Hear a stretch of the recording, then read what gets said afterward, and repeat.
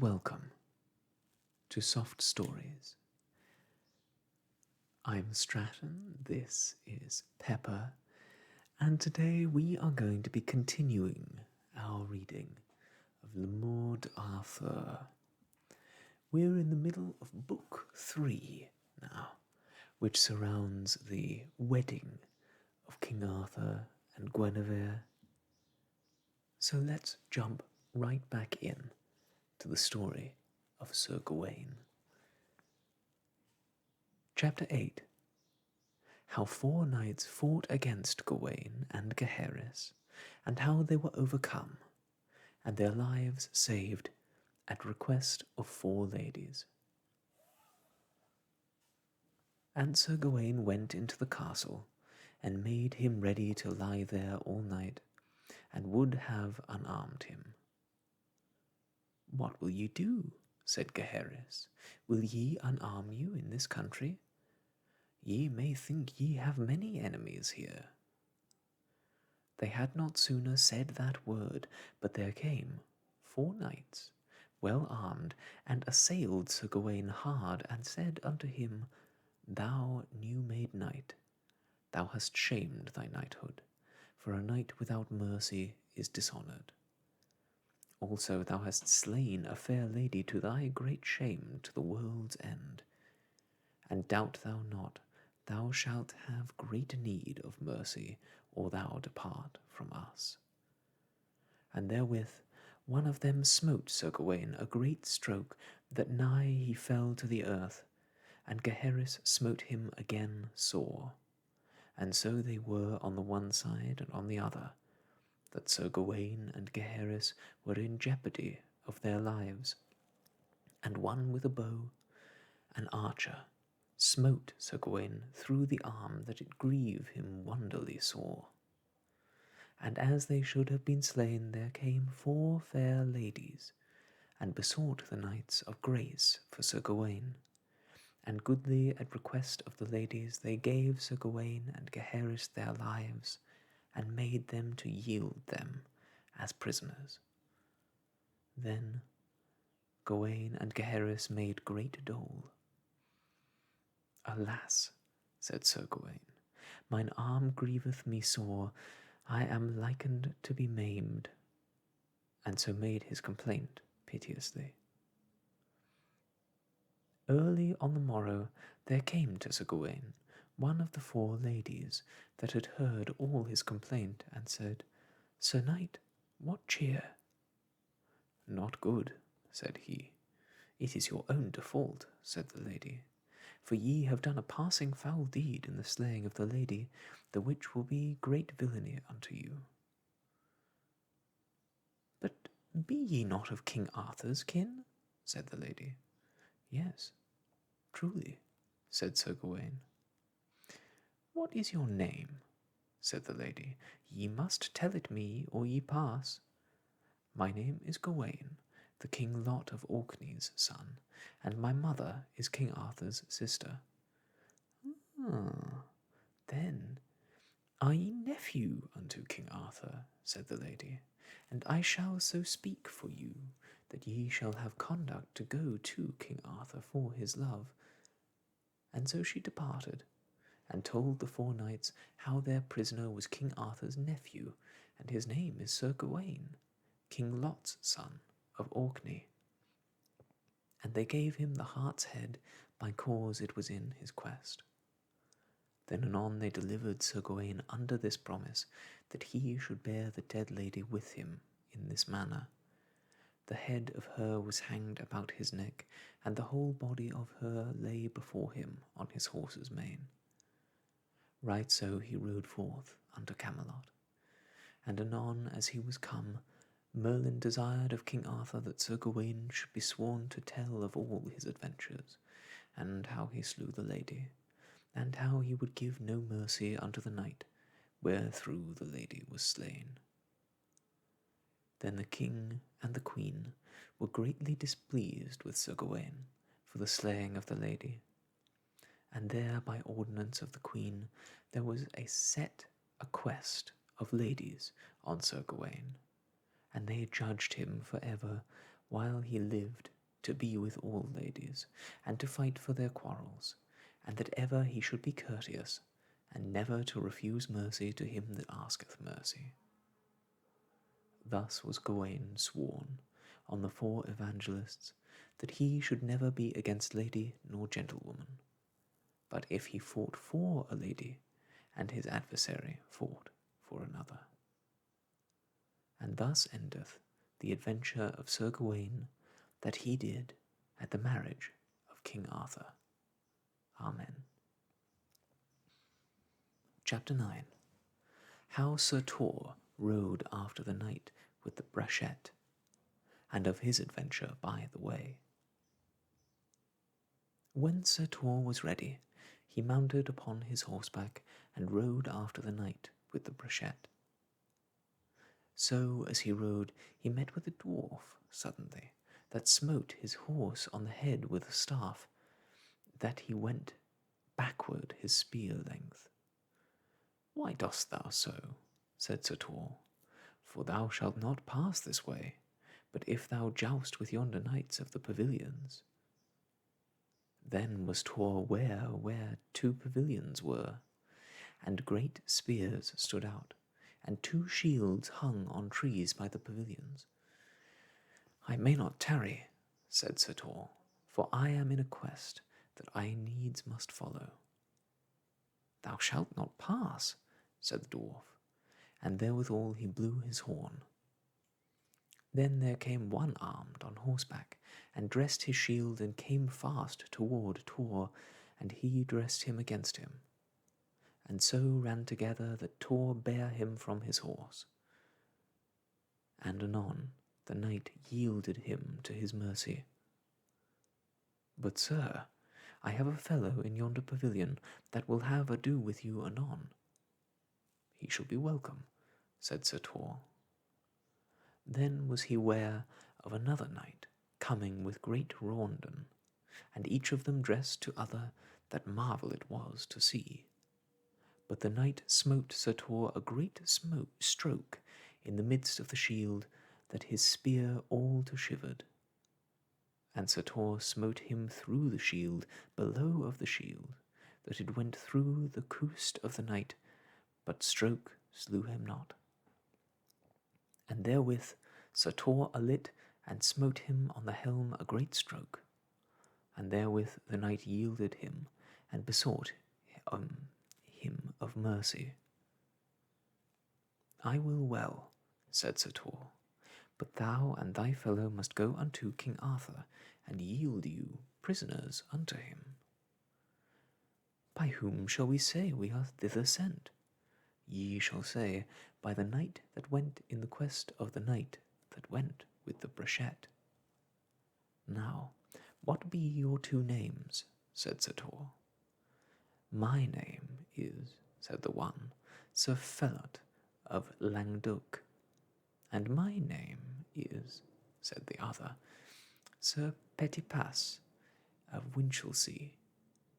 Now, go ye forth, said Sir Tor, and God speed you and me. Then came the dwarf, and said unto Sir Tor, I pray you, give me a gift. I will well, said Sir Tor, ask. I ask no more, said the dwarf, but that ye will suffer me to do you service, for I will serve no more recreant knights. Take an horse, said Sir Tor, and ride on with me. I wot ye ride after the knight with the white brachet, and I shall bring you where he is, said the dwarf. And so they rode throughout a forest, and at the last they were ware of 2 pavilions, even by a priory with 2 shields, and the one shield was eshewed with white, and the other shield was red. Chapter 10. How Sir Tor found the brachet with a lady, and how a knight assailed him for the said brachet. Therewith Sir Tor alit, and took the dwarf his glaive, and so he came to the white pavilion, and saw 3 damsels lie in it, on one pallet sleeping, And so he went to the other pavilion, and found a lady lying sleeping therein. But there was the white brochet that bade at her fast, and therewith the lady yede out of the pavilion, and all her damsels. But anon as Sir Tor espied the white brochet, he took her by force, and took her to the dwarf. What will you so? Said the lady. Take my brochet from me. I should probably mention that a brochet, for those among us who do not know, is a old term for a type of female hunting dog. So this is a large white hound. Yea, said Sir Tor, this brochet have I sought from King Arthur's court hither. Well, said the lady, knight, ye shall not go far with her, but that ye shall be met and grieved. I shall abide what adventure that cometh by the grace of God. And so mounted upon his horse, and passed on his way toward Camelot. But it was so near night that he might not pass but little further. Know ye any lodging? Said Tor. I know none, said the dwarf, but here beside is an hermitage, and there ye must take lodging as ye find. And within a while they came to the hermitage, and took lodging, and was there grass, oats, and bread for their horses.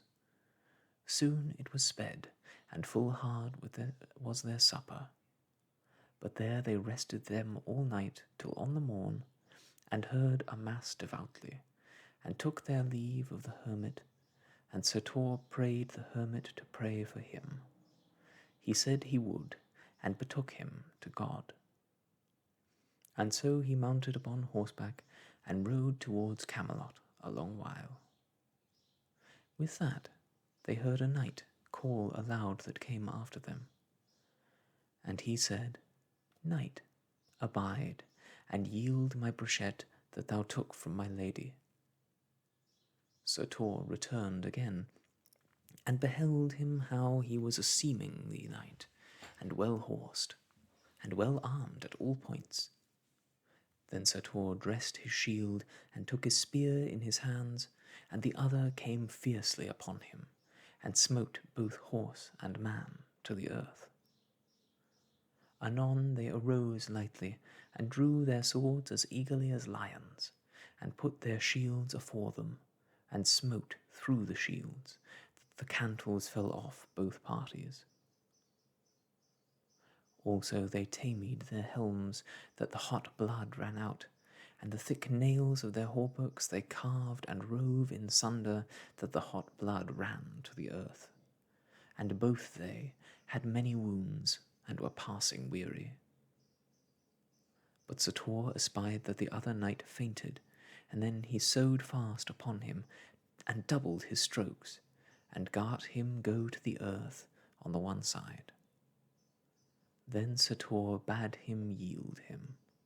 That I will not, said Abellius, while my life lasted, and while the soul is within my body, unless that thou wilt give me the brochet. That will I not do, said Sir Tor, for it was my quest to bring again thy brochet, thee or both. Chapter 11. How Sir Tor overcame the knight, and how he lost his head at the request of a lady. With that came a damsel riding on a palfrey as fast as she might drive, and cried with a loud voice unto Sir Tor. What will ye with me? Said Sir Tor. I beseech thee, said the damsel, for King Arthur's love, give me a gift. I require thee, gentle knight, as thou art a gentleman. Now, said Tor, ask a gift, and I will give it you. Gramercy, said the damsel, now I ask the head of the false knight Abellius, for he is the most outrageous knight that liveth, and the greatest murderer. I am loth, said Sir Tor, of that give I have given you. let him make amends in that he hath trespassed unto you. Now, said the damsel, he may not, for he slew mine own brother before mine own eyes, that was a better knight than he. And he had had grace, and I kneeled half an hour afore him in the mire for to save my brother's life, that had done him no damage, but fought with him by adventure of arms. And so for all that I could do he struck off his head, wherefore I require thee, as thou art a true knight, to give me my gift, or else I shall shame thee in all the court of King Arthur, for he is the falsest knight living, and a great destroyer of good knights. Then, when Abellius heard this, he was more afeard, and yielded him, and asked for mercy. I may not now, said Sir Tor, but if I should be found false of my promise, for while I would have taken you to mercy, ye would none ask but if ye had the brachet again. That was my quest. And therewith he took off his helm, and he arose and fled, and Sir Tor after him, and smote off his head quite. Now, sir, said the damsel, it is near night. I pray you come and lodge with me here at my place. It is here fast by. I will well, said Sir Tor, for his horse and he had fared evil sign they departed from Camelot. And so he rode with her, and had passing good cheer with her, and she had a passing fair old knight to her husband, that made him passing good cheer, and well eased both his horse and him. And on the morn he heard his mass, and brake his fast, and took his leave of the knight and of the lady, that besought him to tell them his name. Truly, he said, my name is Sir Tor, that was late made knight, and this was the first quest of arms that ever I did, to bring again that this knight Abellius took away from King Arthur's court. O fair knight, said the lady and her husband, and ye come here in our marches, come and see our poor lodging, and it shall be always at your commandment. So Sir Tor departed, and came to Camelot on the third day by noon, and the king and the queen and all the court was passing fain of his coming, and made great joy that he was come again, for he went from the court with little succour, but as King Pellinore his father gave him an old courser, and King Arthur gave him armour and a sword, and else had he none other succour, but rode forth himself alone.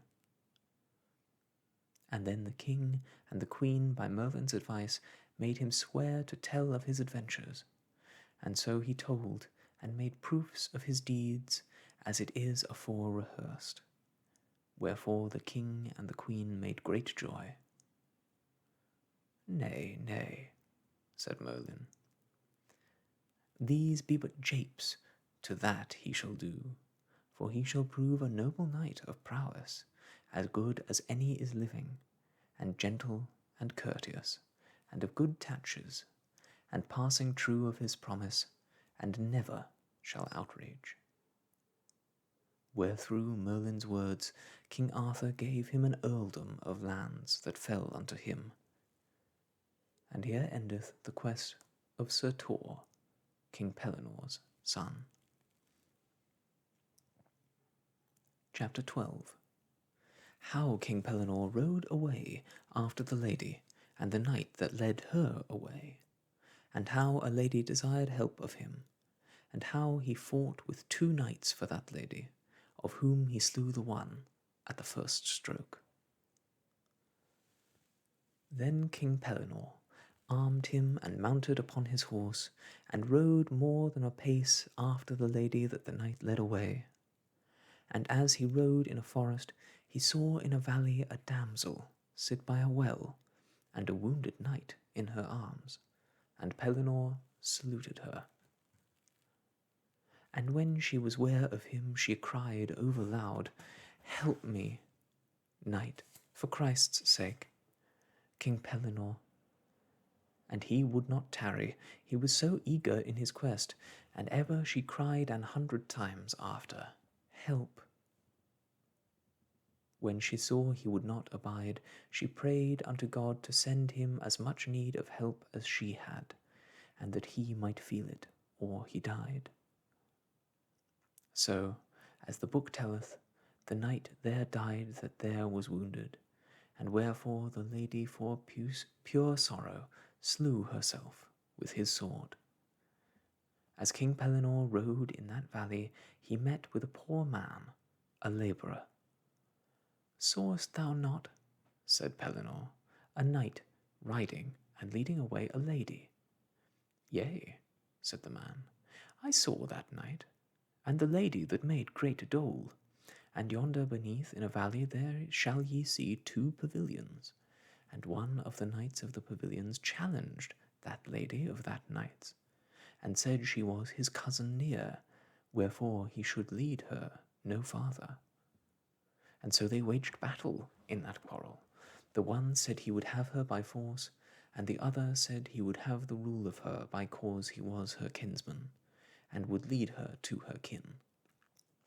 For this quarrel he left them fighting, and if ye will ride apace, ye shall find them fighting. And the lady was beleft with the 2 squires of the pavilions, and the 2 knights fighting. Anon he rode unto the pavilions, and saw the lady that was his quest, and said, Fair lady, ye must go with me unto the court of King Arthur. Sir knight, said the 2 squires that were with her, yonder are 2 knights that fight for this lady. Go thither, and depart them, and be agreed with them, and then may ye have her at your pleasure. Ye say well, said King Pellinore. And anon he rode betwixt them, and departed them, and asked them the causes why they fought.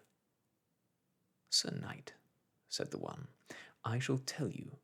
This lady is my kinswoman nigh, mine aunt's daughter, and when I heard her complain that she was with him maugre her head, I waged battle to fight with him. Sir knight, said the other, whose name was Hontzlake of Wentland, and this lady I gat by my prowess of arms this day at Arthur's court. That is untruly said, said King Pellinore, for ye came in suddenly, there as we were at the high feast, and took away this lady, or any man might make him ready, and therefore it was my quest to bring her again, and you both, or else the one of us to abide in the field. Thereof the lady shall go with me, or I will die for it, for I have promised it King Arthur.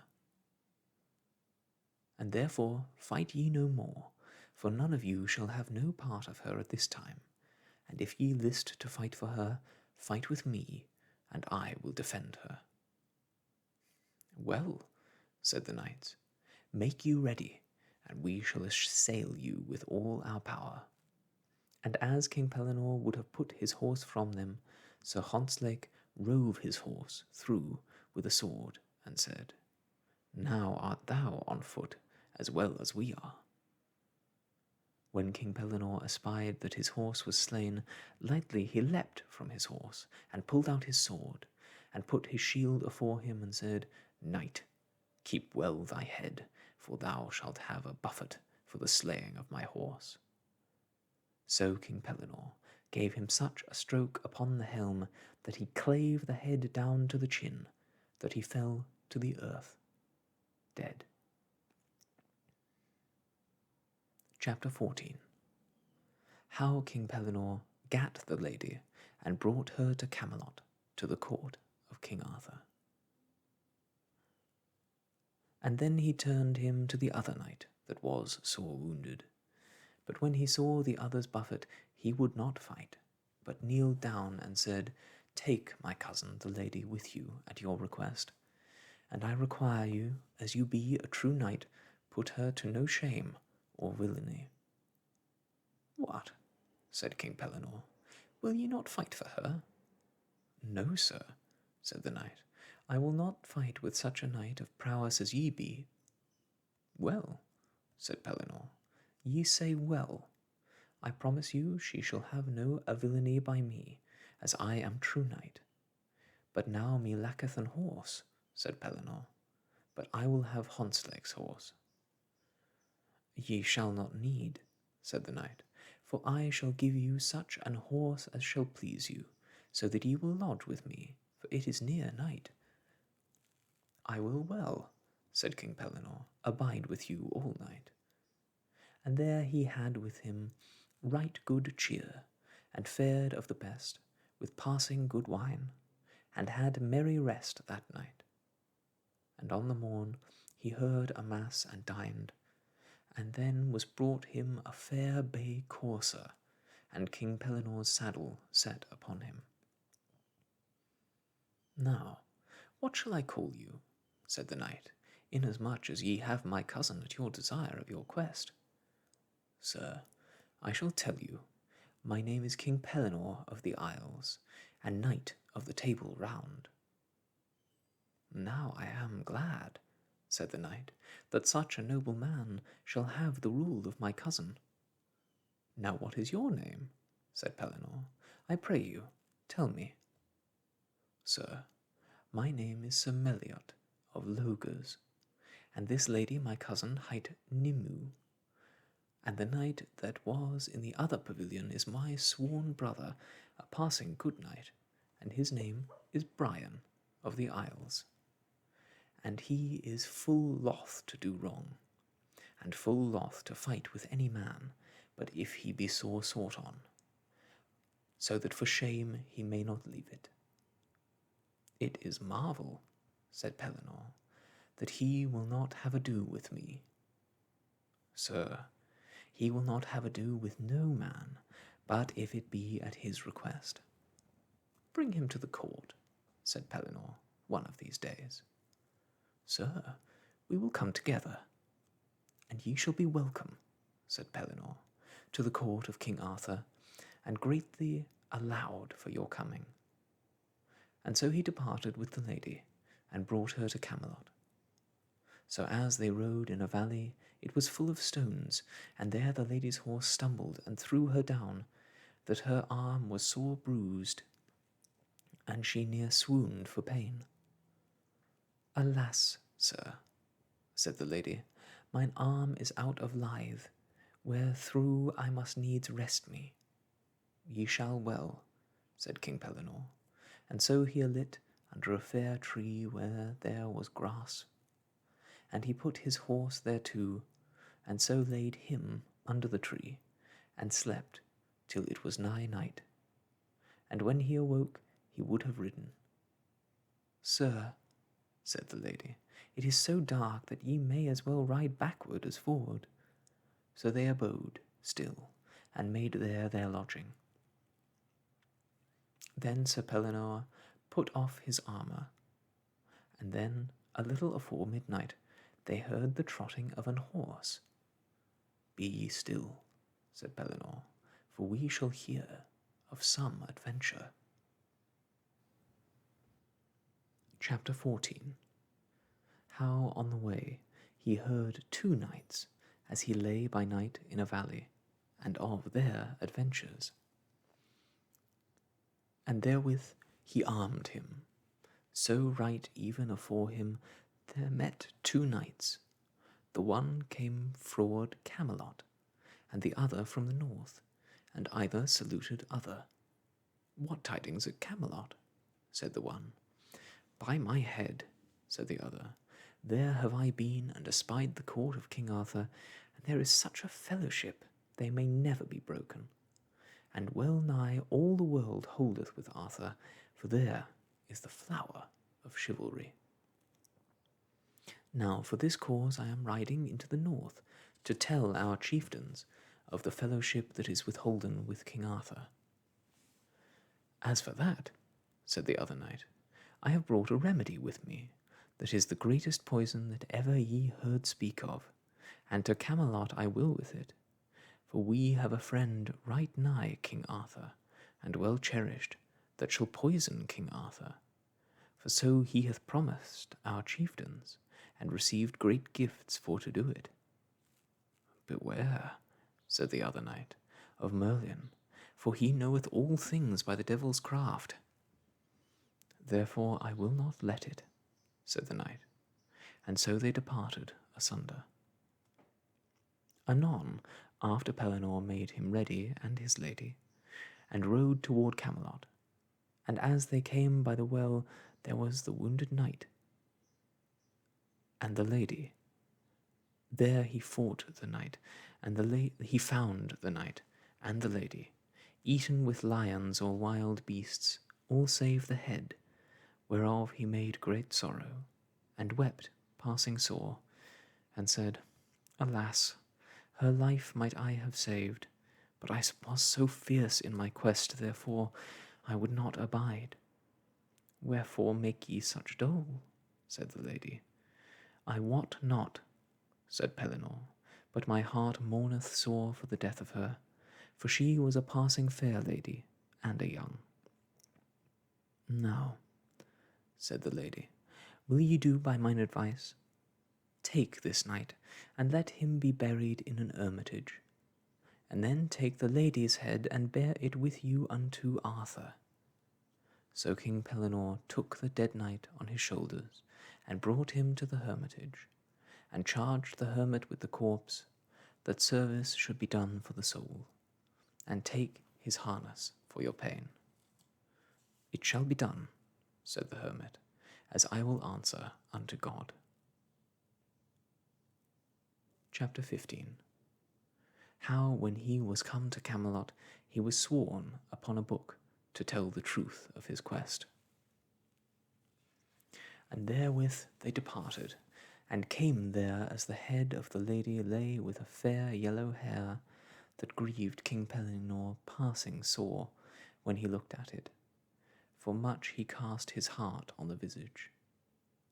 And so by noon they came to Camelot, and the king and the queen were passing fain of his coming to the court.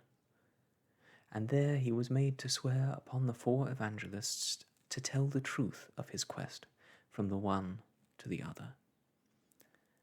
Ah, Sir Pellinore, said Queen Guinevere, ye were greatly to blame that ye saved not this lady's life. Madam, said Pellinore, ye were greatly to blame, and ye would not save your own life, an ye might. But, save your pleasure, I was so furious in my quest that I would not abide, and that repenteth me, and shall, all the days of my life. Truly, said Merlin, ye ought sore to repent it, for that lady was your own daughter, begotten on the Lady of the Rule, and that knight that was dead was her love, and should have wedded her, and he was a right good knight of a young man, and would have proved a good man. And to this court he was coming, and his name was Sir Miles of the Lawns. And a knight came behind him, and slew him with a spear, and his name is Lorraine le Sauvage, a false knight and a coward. And she, for great sorrow and dole, slew herself with his sword, and her name was Elaine. And because ye would not abide and help her, ye shall see your best friend fail you, when ye be in the greatest distress that ever ye were or shall be. And that penance God hath ordained you for that deed, that he that ye shall most trust to of any man alive, he shall leave you where ye shall be slain. Me forethinketh, said King Pellinore, that this shall me betide, but God may fordo well destiny. Thus, when the quest was done of the White Hart, the which followed Sir Gawaine, and the quest of the Brachet followed of Sir Tor, Pellinore's son, and the quest of the lady that the knight took away, the which King Pellinore at that time followed. Then the king established all his knights, and gave them that were lands not rich, he gave them lands, and charged them never to do outrageosity nor murder, and always to flee treason. Also, by no means to be cruel, but to give mercy unto him that asketh mercy, upon pain of forfeiture of their worship and lordship of King Arthur for evermore, and always to do ladies, damsels, and gentlewomen succour upon pain of death. Also that no man take no battles in a wrongful quarrel for no law, nor for no world's goods. Unto this were all the knights sworn of the Table Round, both old and young, and every year were they sworn at the high feast of Pentecost. And thus endeth the third book of Le Morte d'Arthur, the wedding of King Arthur. And that, my friends, is where we will leave it for today, and I think where we will leave Le Morte d'Arthur, at least for a little while. While I have very much enjoyed the unique style of writing and the ancient grammar of this tome, I think that there are better uses for the channel. If you have particularly enjoyed Le Morte d'Arthur and would like to see us continue it on Soft Stories, please let me know, either in comments or via email, whatever's easiest or best for you. I would love to hear from you and get some feedback on what you're enjoying in terms of the books we read and what you'd like to see more of. In the meantime, since we're pausing Le Morte d'Arthur, I'm going to take a little bit of time to redo some of the thumbnails and other elements of the channel just to give it a bit of a freshen up and make it more user-friendly. So we'll be switching to one video a week for a little while. We'll keep reading 20,000 Leagues Under the Sea, and we'll return to 2 videos a week when everything is up to date and in a state where I'm more happy with it. I hope you understand and look forward to reading more with you soon. But until such time, I must leave you for now. I'll see you soon, though, and until then, I wish you all the best, and goodbye.